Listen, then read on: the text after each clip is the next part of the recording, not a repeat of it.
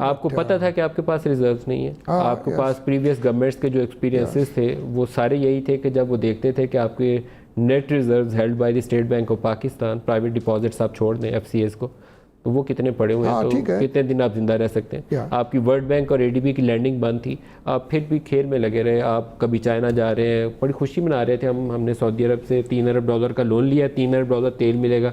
फिर हमने कहा यूएई से भी $3 अरब का लोन मिलेगा, $3 अरब की ऑयल मिलेगी। चाइना से हमने बोरो कर लिया, बस जी बल्ले ही बल्ले हो गया, अब तो सब अच्छा हो गया।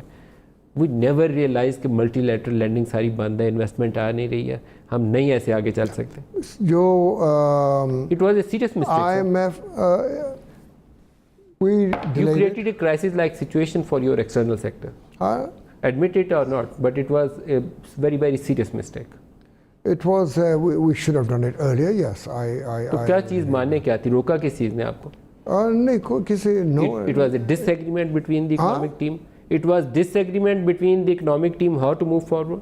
No, it wasn't that. It was people had given certain opinions, and now we're now in the IMF, and the big advantage of going to the IMF is at least now the international financing institution, they feel better, and the World Bank and Asian Development Bank and the other banks are now coming forward because we've gone into it.